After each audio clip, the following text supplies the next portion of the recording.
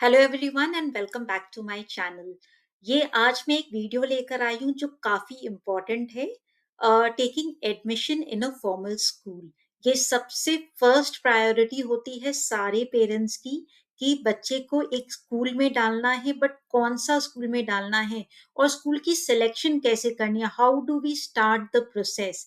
तो इस वीडियो में मैं आपको इंटायर प्रोसेस बताऊंगी। If you are a new parent और अ फर्स्ट टाइम पेरेंट जो स्कूल में एडमिशन ले रहे हैं, I have two daughters, one is in grade 2 right now and one is in grade 10. So I have gone through this journey and I understand that school selection is not an easy job.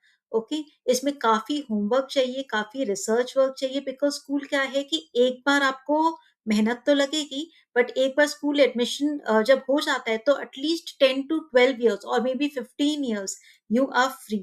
Okay, but choosing a school is very important. और ये जो step है, जो school selection का जो process है, that is very important. इसको आपको स्किप नहीं करना है। तो ये आप मत सोचना कि ठीक है कोई भी स्कूल में आप एडमिशन करा दो, नहीं, ऐसे नहीं। कोई भी स्कूल में आप एडमिशन मत कराओ, बिकॉज उससे आपके बच्चे का फ्यूचर का भी सवाल है। Just so many factors. Okay, so these are 5 broad criteria. मैंने ब्रॉडली 5 क्राइटेरियाज को लिस्ट डाउन किया है। तो जब भी मैं कोई भी चीज लिस्टिंग करती हूँ, I generally use this Excel form which I find it very convenient and I always recommend to other parents also कि आप कोई भी चीज रिसर्च कर रहे हो या लिस्टिंग कर रहे हो, आप एक एक्सेल शीट मेंटेन करो। उसमें क्या होता है कि आपको लिस्ट डाउन करना इजी हो जाएगा, कंपैरिजन करना इजी हो जाएगा, किसके क्या क्या चीज फीडबैक है उसमें। तो it will help you choosing a school. So चलिए हम स्टार्ट करते हैं 5 क्राइटेरिया। ओके, तो कभी भी आप कोई भी स्कूल सिलेक्ट करते हो, ये 5 चीजें आप पहले चेक करो, उसके बाद ही स्कूल फाइनलाइज करो। Let's start. तो first important criteria is the school board. इसके बारे में मैं अभी डिटेल्स में बताऊंगी।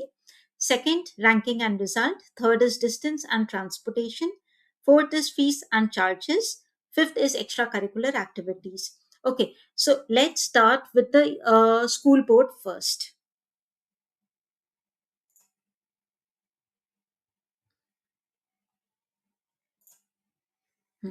जैसा कि आप देख पा रहे हैं, ये मैंने एक्सेल वर्कशीट में पूरा किया है। ठीक है, तो अब ये स्कूल बोर्ड क्या है, मतलब आप जो स्कूल में डाल रहे हो, हर एक स्कूल का एक बोर्ड होता है। ठीक है, अब सबसे पहले हम जाते हैं सेंट्रल बोर्ड। जो इंडिया के जो सेंट्रल बोर्ड्स होते हैं, there are 2 boards, one is CBSE and one is CISCE. ये 2 तरह के बोर्ड्स होते हैं जो दिल्ली से ऑपरेटेड होते हैं, and this is universal in India. Okay, तो आप इंडिया के कोई भी स्टेट में जाओगे तो आपको सीबीएसई स्कूल्स एंड सीआईएससी के स्कूल्स आपको मिलेंगे। ठीक है, अ, इसके बारे में भी मैं अभी डिटेल्स में और बताऊंगी one by one. Second is the state board. State board differs from state to state. For example West Bengal board में, वेस्ट बंगाल में आपको वेस्ट बंगाल बोर्ड के स्कूल्स मिलेंगे, महाराष्ट्र में महाराष्ट्र बोर्ड के, यूपी के यूपी के। So similarly in most of the states you will get state board schools. The third is the international board. अभी इंटरनेशनल बोर्ड क्या है, जैसे आईबी करिकुलम। तो ये इंडिया के बाहर भी अगर आप कोई स्कूल में एडमिशन लेते हो ना, तो क्लास 9 to 12 या क्लास 11 12 में ये इंटरनेशनल बोर्ड आपको ऑप्शन अवेलेबल मिलता है। And the other is the CAIE, this is actually the Cambridge board. Okay, so there are 2 international boards, 2 central boards and the other are the state boards. तो सबसे पहले तो आपको board decide करना है कि आपको कौन सा बोर्ड चूज करना है, वो भी मैं वन बाय वन अभी आपको बताती हूँ। So that you will gate clearly, आपको सब चीज समझ आ जाएगा। इसके पहले कि मैं आपको बोर्ड के बारे में सब चीज बताऊं, एक चीज आप कीजिए, आप इस वीडियो को सबसे पहले सेव कर लीजिए। बिकॉज जब आप स्कूल सिलेक्शन के लिए जाओगे ना, तो आपके लिए काफी इजी हो जाएगा सिलेक्ट करना, चूज करना which board is important for what. Okay, so सबसे पहले आप वीडियो को सेव कर लो so that you don't forget it. चलिए, जैसा कि मैंने कहा कि फर्स्ट हम लोग स्टार्ट करते हैं central board, that is the CBSE. Okay, CBSE is the most common board in India. आपको कई सिटी, मतलब मोस्टली सारे सिटीज में सीबीएसई बोर्ड रहता है। This is the central board of secondary education. इसमें जो करिकुलम फॉलो होता है वो एनसीईआरटी बेस्ड करिकुलम होता है। मतलब जो स्कूल बुक्स होते हैं बच्चों के, starting from class 1 up to class 12, तो ये एनसीईआरटी बेस्ड करिकुलम है। इसके बुक्स आप कोई भी स्कूल में चले जाओ, चाहे वो दिल्ली के स्कूल में, चाहे मुंबई के स्कूल में, अगर आपने सीबीएसई बोर्ड चूज किया है तो आपके जो एनसीईआरटी की जो सिलेबस रहेगी वो सेम रहेगी. Of course teaching patterns differ करता है, it all depends on the teachers, but the curriculum and the books remain the same. और जो बोर्ड एग्जाम्स होते हैं वो भी सेम होते हैं. तो क्लास 10 में जो बोर्ड एग्जाम्स होंगे सीबीएसई का, it is all over India, it is the same. Okay, now there are two things which I would like to say here. अगर आपको लगता है कि आपकी काफी ट्रांसफरेबल जॉब है, आप सर्विस में हो और आपकी जॉब चेंज करना होता है या शिफ्ट करना होता है, रीलोकेट करना होता है, सपोज अभी आप कोलकाता में हो, फिर आप मुंबई जाओगे या आप चेन्नई जाओगे, सो बेस्ट है और प्रेफरेबली आप सीबीएसई बोर्ड चूज करो, सो दैट आप कहीं पे भी जाओगे, your child is also used to follow the CBSE pattern and he or she is familiar with the NCERT books, क्योंकि टीचिंग का करिकुलम सेम रहता है, तो ये आपके लिए बहुत प्लस पॉइंट हो जाएगा और ऑफ कोर्स बच्चों के लिए उनको एडजस्ट करने में भी बहुत इजी होगा. And secondly, students aiming for national competitive exams like G and NEET, as the curriculum aligns with such preparations. तो ये आपको फ्यूचर में देखना है कि आपके बच्चे को क्या करना है. If you think that these two criteria, ये आपके दोनों अगर क्राइटेरिया हैं, then go for CBSE. Next हम बात कर रहे हैं CISCE की. इसकी फुल फॉर्म है council for the Indian school certificate examination. जैसे सीबीएसई है वैसे ये भी दिल्ली बोर्ड है. इंडिया में आपको मोस्टली कई स्कूल्स में ये मिलेगा. Now it is up to you कि अब आपको सीबीएसई चूज करना है कि सीआईएससी चूज करना है. ठीक है, it's a private national board in India that offers the ICSE. जब क्लास 10 के बोर्ड एग्जाम्स होते हैं उसको आईसीएसई बोलते हैं, और जब क्लास 12 के बोर्ड एग्जाम्स होते हैं उसको आईएससी बोलते हैं. तो काफी पेरेंट्स इस चीज में कंफ्यूज कर जाते हैं, इसलिए मैंने कहा कि आप इस वीडियो को सेव कर लो, और अगर आपके कोई फ्रेंड्स हैं या फैमिली मेंबर्स हैं तो उनके साथ भी आप शेयर कर सकते हैं. ये स्कूल सिलेक्शन में बहुत इजी हो जाता है. फाइन. हाँ, अब इसमें क्या है कि इसमें लैंग्वेजेस ज्यादा है. Yes, balance syllabus with strong emphasis on languages, sciences, encourages analytical thinking and detailed understanding of concept. इसकी पढ़ाई थोड़ी सी डिफरेंट होती है. Okay, the teaching methods are slightly different. uh, One thing which you can do is you can actually talk to the parents and the students who are actually going for CISC. ठीक है, आप उन student से भी बात करो जो CBSE board में है, और इन स्टूडेंट से भी बात करो जो सीआईएससीई बोर्ड में है. सो आपके लिए ये इजी हो जाएगा स्कूल चूज करना. अगर आपने सोच लिया कि ठीक है मुझे सेंट्रल बोर्ड को ही चूज करना है, इंडियन बोर्ड को ही चूज करना है, I am not going to go for any kind of state board और the IB board, international board, then ये दो स्कूल्स आपके पास ऑप्शंस रहते हैं. बट इन दोनों में भी आपको सिलेक्ट करना है. So take the first hand feedback, first hand review and then make a decision. Okay, क्योंकि सिलेबस थोड़े बहुत चेंजेस होंगे. अब नेक्स्ट आते हैं हम स्टेट बोर्ड्स में, जिसको हम रीजनल बोर्ड बोलते हैं. ठीक है, अब ये स्टेट बोर्ड में क्या होता है, every Indian state has its own education board, such as Maharashtra state board, Uttar Pradesh board, Bihar board. तो काफी जगह अलग अलग होते हैं. उसमें एक तो सबसे पहले आपकी रीजनल लैंग्वेज आती है which is very important.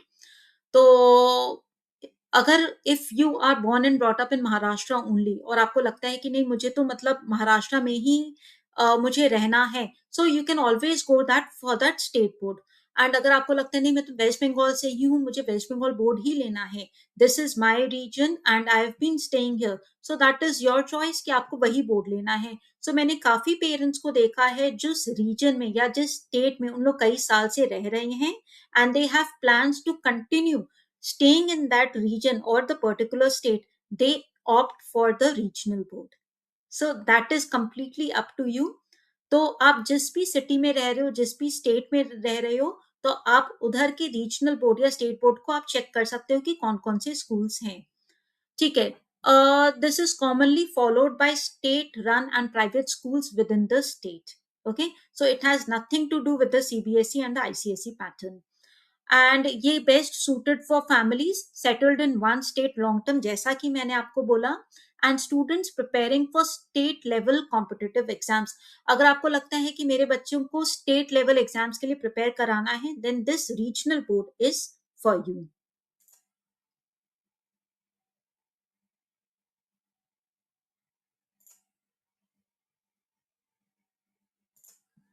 Okay. Let's start with the Cambridge board. Okay.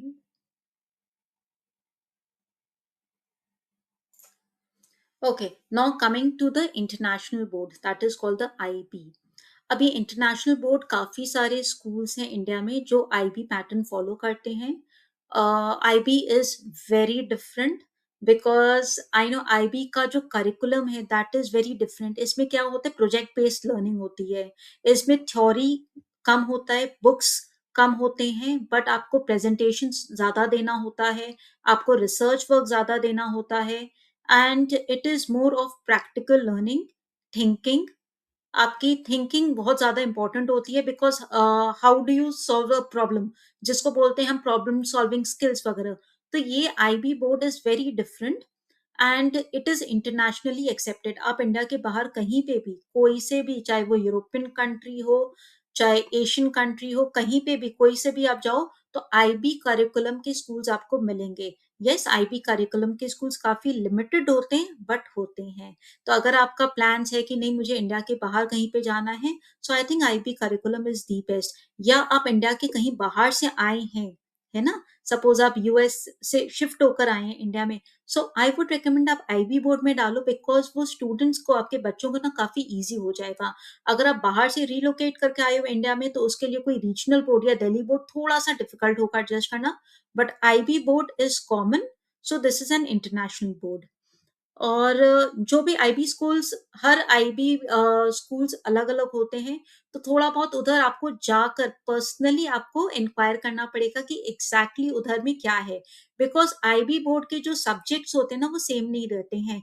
You have to choose the subject. So हर एक स्कूल में आपको सब्जेक्ट्स की सिलेक्शन दी जाएगी. It's not like arts commerce and science, it's very different. तो you will have to go to that school, meet the admission counselor, and that person is going to guide you.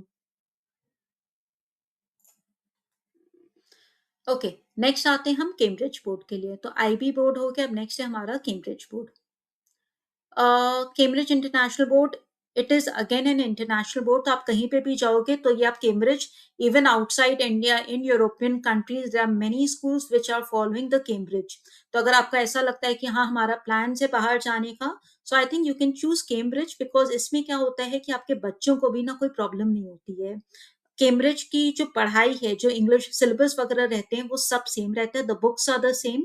And of course इसमें सबसे important की factor है, this is the strong emphasis on English and analytical skills. So this is the key factor. अब वो आपका है कि आप क्या चाहते हो. अगर आप यही चीज चाहते हो तो आप कैम्ब्रिज में एडमिशन ले सकते हो.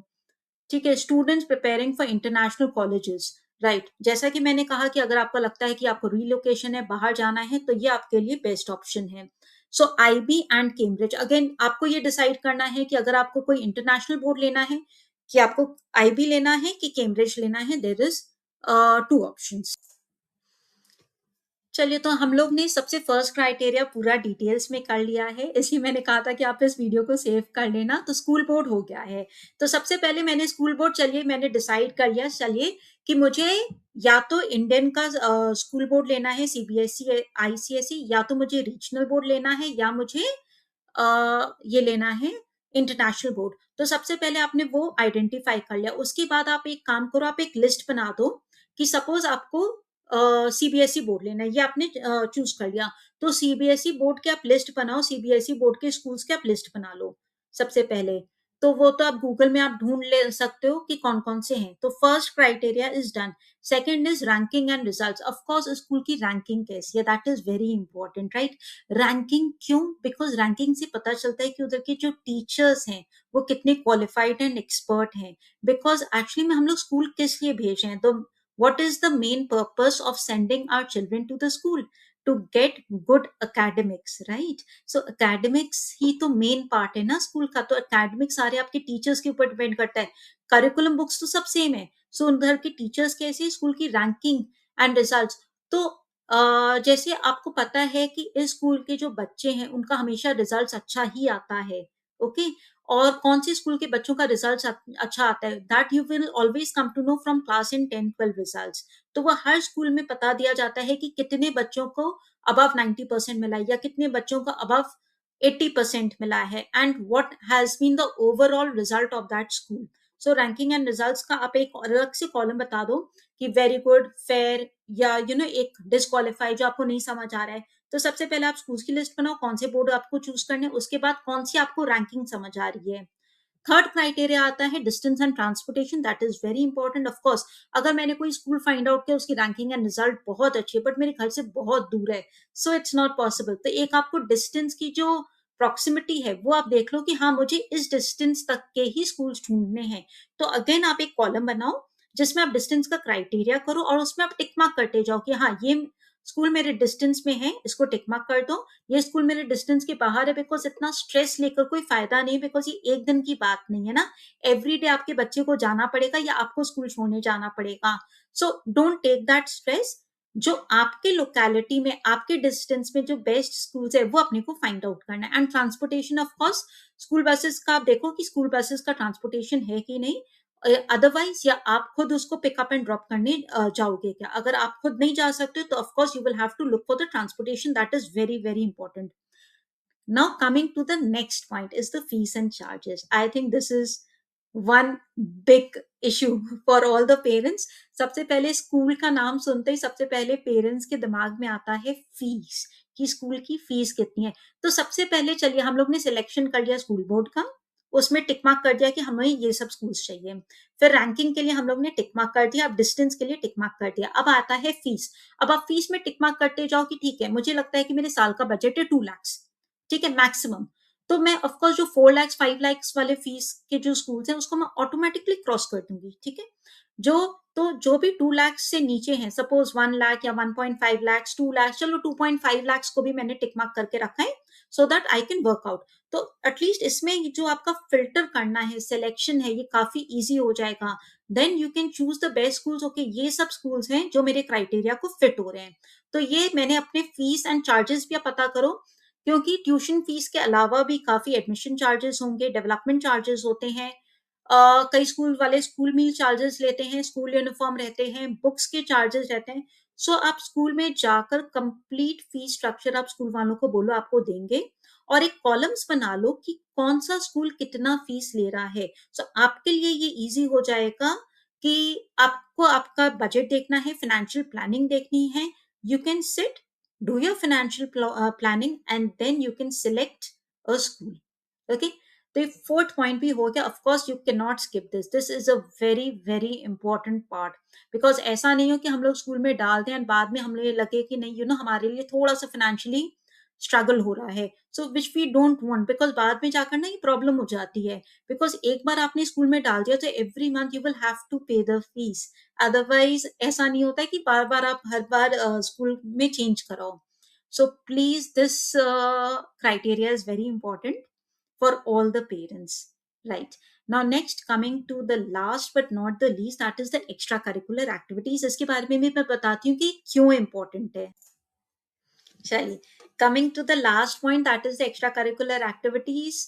अब क्या है, एकेडमिक्स के बारे में तो हमने बात कर लिया, ठीक है, but academics is of course very important, but academics के अलावा और भी बहुत इंपॉर्टेंट है, जिसको हम बोलते हैं होलिस्टिक अप्रोच, एक holistic development of the children. Okay.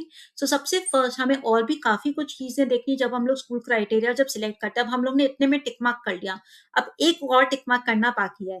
So extra curricular activities के क्या क्या की पॉइंट्स है. सबसे पहले the physical education, which is very important, because मैंने देखे कई स्कूल्स में, मतलब उन लोग नाम तो बोलते हैं कि हाँ पीई होता है, पीटी होता है, बट एक्चुअली में कुछ नहीं होता है. सो प्लीज फाइंड आउट जो ऑलरेडी उस स्कूल्स में, जैसे आपने 5 स्कूल सिलेक्ट करके रख लिया, राइट, 5 में आपका टिक मार्क हो गया. अब ये 5 स्कूल्स के आप बच्चों से बात करो या पेरेंट्स से बात करो कि एक्चुअली में फिजिकल एजुकेशन में होता क्या है. You will get to know it inside. Sports and athletes, आप स्कूल्स में जाकर देखो कि उनका प्ले ग्राउंड कैसा है, लाइक क्या स्केटिंग हो रहा है, कि स्विमिंग हो रहा है, या फुटबॉल हो रहा है. सो ये आप खुद स्कूल में जाओगे, आप स्पेस देखोगे, इंफ्रास्ट्रक्चर देखोगे कि उनके पास कितनी फैसिलिटी है. So you will have to personally visit. अगर आपने 5 स्कूल सिलेक्ट करके रखा है तो आप 5 स्कूल्स में जाकर आप खुद विजिट करो और देखो. क्रिएटिव आर्ट लाइक डांस है, ड्रामा है, this is very important. Dance हो गया, ड्रामा हो गया, ड्राइंग हो गया. Of course creativity skills is very important. काफी बच्चे कई क्रिएटिव होते हैं, राइट? तो एकेडमिक्स तो कर ही रहे हैं, बट एकेडमिक्स के साथ साथ creativity is also very important, because जो बच्चों का हॉबी है उसके लिए एक प्लेटफॉर्म तो मिलना चाहिए ना अपने हॉबीज को एक्सप्रेस करने के लिए, अपने टैलेंट को एक्सप्रेस करने के लिए। So I think this is also very very important. ऐसे आप स्कूल्स में मत भेजो कि जिसमें कोई क्रिएटिव आर्ट्स ही नहीं है। पता चला मैंने ऐसे स्कूल में एडमिशन करा दिया जहां पे बच्चा पढ़ाई तो कर रहा है but at the same time ही और she is getting absolutely bored. Next is the clubs and volunteering. This is very important. Clubs and volunteering, इससे क्या होता है, the students, your children get an opportunity to take part in events. ठीक है, तो इसमें लीडरशिप स्किल्स आपके develop होते हैं, very important, socialising skills, leadership skills, they become proactive, they start speaking in public, तो उनकी कॉन्फिडेंस बढ़ती है। So I believe this is very very important. कैसे स्कूल्स में आप कराओ जहाँ पे प्रोग्राम्स होते हैं, उनका कॉन्फिडेंस बूस्ट होता है। So ultimately, because this is very important, I think for all the parents, कोई भी चीज ऑर्गेनाइज करने में, होस्ट करने में, तो आप खुद ही देखोगे कि बच्चों में काफी चेंजेस आ गए हैं। Last and not the least is mental health and counselling, which is very important, जो काफी स्कूल्स निग्लेक्ट करें। तो ये भी आप चेक करो कि उनकी काउंसलिंग सेशंस कैसी होती है, मेंटल हेल्थ कैसा होता है, मतलब हाउ द टीचर्स, मतलब their kindness, their gesture, their approach, कितना केयर है बच्चों का। After all the care is very important, right? Parents तो होते हैं, बट पेरेंट्स के साथ साथ it is the school also, the teachers also, the principals also, and the environment also। वो स्कूल की एम्बियंस कैसी, एनवायरनमेंट कैसा है, because end of the day we want our children to be happy and healthy. बोलते हैं ना, healthy wealthy and wise. So of course कोई भी स्कूल सिलेक्ट करने के पहले we want all these criteria, कि हम लोग ये सब चीज देखें सो दैट हमारे बच्चों की ओवरऑल ग्रोथ हो, हमारा फीस का स्ट्रेस भी नहीं हो, डिस्टेंस का भी स्ट्रेस नहीं हो, एंड ऑफ कोर्स आगे जाकर बोर्ड का, जैसा कि मैंने बोला। सो आई होप ये वीडियो आप लोगों को पसंद आया होगा। मैंने काफी कुछ रिसर्च करके लिस्ट डाउन किया so that I make your journey easy, because I have gone through this period, I know how difficult it is. काफी रिसर्च करना होता है, एंड हमारे टाइम में मतलब it was so difficult for me, because मुझे तो कोई गाइड करने वाला था भी नहीं। तो सबसे पहले मतलब हाउ टू स्टार्ट, मतलब मुझे यही नहीं समझ आ रहा था कि मैं स्टार्ट कैसे करूं। So if you are also in the same journey, okay, and if you are in the process of taking admission, तो प्लीज प्रोसेस को आप स्टेप बाय स्टेप आप करोगे ना तो बहुत ईजी हो जाएगा। प्लीज आप कमेंट करके जरूर बताइएगा कि आपको ये वीडियो कैसा लगा, and if you want me to make any video or any particular topic, please do let me know. Thank you and keep watching.